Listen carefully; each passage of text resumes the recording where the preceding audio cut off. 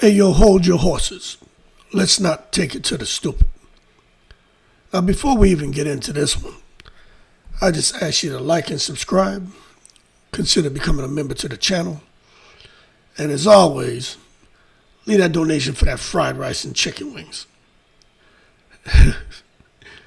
Now listen, man, all joking aside. Is anybody shocked that Floyd Mayweather received Fighter of the Century? I know I'm not shocked. He didn't just win this award because he was undefeated. Okay? He got it because he redefined what dominance looks like in boxing. Now, I'm going to get to all of that. But what I wanted to draw attention to was this right here. Look at this man's record. 50-0, 27 KOs. Okay? 5'8", 72 inches, 54% KO ratio. Now, I'm not going to spend a whole lot of time on this, but I just want to show y'all something. Let's go all the way down to where he first started fighting, right? Now, you see the 131 pounds, 130? Floyd started off fighting at 130. Okay? You see as he moved up in weight, 130. Remember, he fought all the way up to 154. Okay? But the fight that really put Floyd Mayweather on the map, and he turned pro in 1996, okay? October 1996. Now, I'm going to show you what put him on the map. Where is it? Right here, 1998. Genaro Hernandez. Let me tell you something.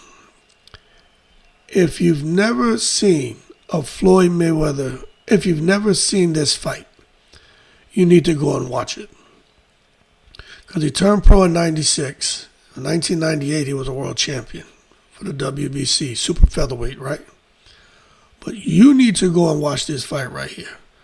And again, 1998, 130 pounds. He stopped him in round 8. Okay? He picked up a WBC title. Genaro was 38-0 when Floyd fought him. So just, digest that. Floyd fought this guy who was 38-0 and was considered invincible. But now you just fast forward. Let's just fast forward up here. And now we start looking at the names he fought after that. Angel Manfredi, Carlos Rios, Justin Junco, Carlos Garena, Gregorio Vargas, Manuel Augustus, Diego Corrales, Carlos Hernandez, Jesus Chavez, Castillo, Sosa, Indu, Corley, Brussels, Gotti, Shambe Mitchell, Zab Judah, Baldomir, De La Hoya, Ricky Hatton, Juan Marquez, Shane Mosley, Victor Ortiz, Miguel Cotto, Roberto Guerrero, Saul Alvarez, Marcos Maidana, Manny Pacquiao, and Gilberto, Conor McGregor. Now, back to business. That's a very impressive resume. And just to know this man fought all the way up to 154 pounds. But for him to go 50-0 in a brutal era of elite fighters is really, really impressive. He beat multiple generations of champions and retired unbeaten in an era with the Pacquiaos, Canelos, De La Hoyas, Hatton, Mosley, Judas, Maidanas, Corrales, Guerreros. He wasn't just undefeated. He was rarely hurt, rarely even troubled. 2 fights where I saw him get, when he fought Shambe Mitchell caught him with a good shot. DeMarcus Corley hurt him. Shane Mosley hurt him. Maidana hurt him in that second fight. Clearly hurt him, had him shook. But outside of that, no one's really hurt him bad enough to put him down. Zab Judah hit him, and a shot that should have been called a knockdown, but he didn't hit him and daze him and wobble him. He just caught him with a clean shot, and it should have been called a knockdown because Floyd's glove touched the mat. But it is what it is, right? You got to really think about Floyd being the best defensive fighter ever. And remember, everyone's going to have an opinion about this. But one thing that's not an opinion, right?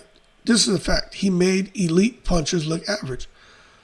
You know, that shoulder roll defense, that distance control, that anticipation, those reflexes, that IQ, second to none. He made hard hitters look like they didn't really carry that much sting on their shots, which we know they do because we've seen them knock people out.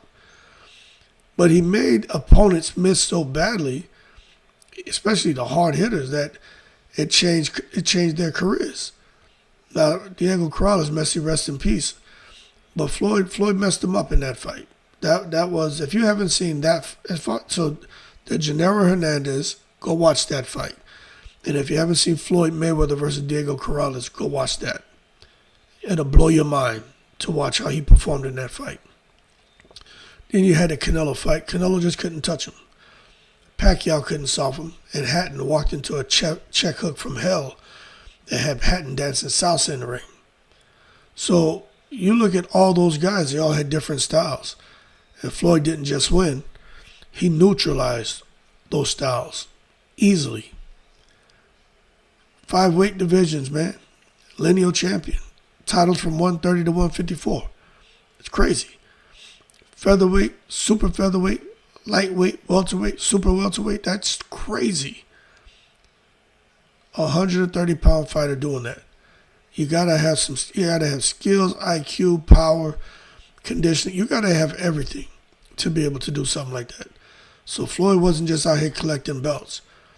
He was the lineal champion, unified champion, beating champs in their primes. That's historical flexibility. And to be honest with you, if Floyd wanted to become the real ones will tell you this. If he wanted to be undisputed in any weight division he chose to fight in, the real ones will tell you Floyd could have done it. Floyd just ain't had time to be paying them sanctioning fees. Same shit he said that he wasn't going to do once he figured out the game. It's the same thing fighters now are saying that they don't want to do. But people were criticizing Floyd. Well, he never became undisputed. Nobody cares about becoming, now nobody really cares about becoming undisputed because they don't want to pay them sanctioning fees. But Floyd started all that. The other thing he started is for fighters to want to be the biggest draw. He turned boxing into an economic monster. We know drama sells. That's why he was the highest grossing fighter in history. Highest pay-per-view numbers, highest purses. That Mayweather and Pacquiao, in case y'all didn't know, over $600 million made. Not for him, I'm talking about cumulatively. I think Floyd made over $300 million for that fight. Then Mayweather versus McGregor, crossover mega event. He made a whole bunch of money for that fight too. So he proved a defensive fighter can be a superstar. Skill can sell. But that villain energy, it can sell as well.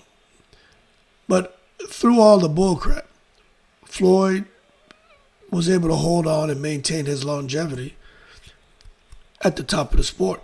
You talk about dominating for over 20 years with no signs of slowing down. Champion in the 90s, pound for pound king in the 20s, 2000s, still beating champions in the 2010s. You know, very few fighters can do what Floyd did. Stay elite, stay undefeated, stay disciplined, stay healthy. Man never had a bad loss because he never lost. There were others who lost. You know what I'm saying? But they showed a little decline. They had been brutally knocked out. They had moments where they were exposed, not Floyd. Floyd never had a decline, which resulted in a loss. He never had been knocked out, and he was never exposed. So he left the sport on top, not broken. And you can't blame him for that, just like Terrence Crawford. You can't blame Crawford for getting the hell up out of here. What else can a guy like Crawford do? They're trying to do to Crawford, same thing they did to Floyd. Discredit him. The man didn't do anything but beat everybody who he put in front of him, so give Crawford some credit too. But Floyd showed that there's a technical evolution that was taking place in boxing. And there was a technical evolution that took place with him. There's two versions of Floyd Mayweather. That's the pretty boy Floyd, man. Power, speed, IQ, defense, but very aggressive. Then there's the Money Mayweather, which is really IQ, defense. Really embarrassing, humiliating opponents and having his way with them. So the ability to reinvent himself just shows his elite greatness. It's just rare to see a fighter be able to do that, and that's why he lasted so long. He was able to stay a step ahead of everyone.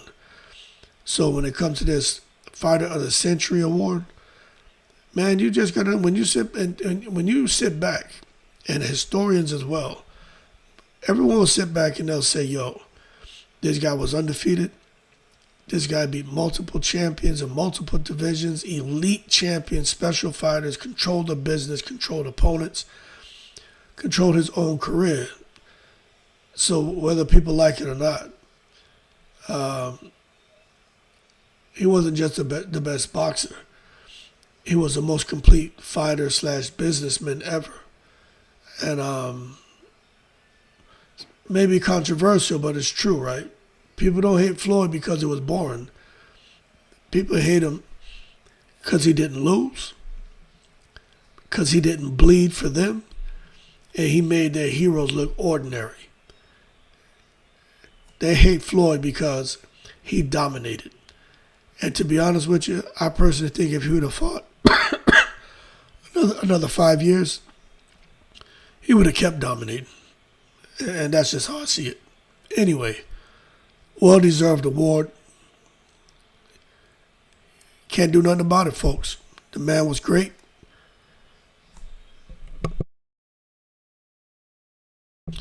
And the history books are going to always say that. Y'all keep cool. Shout out to the veterans on 7 continents. In the breeze.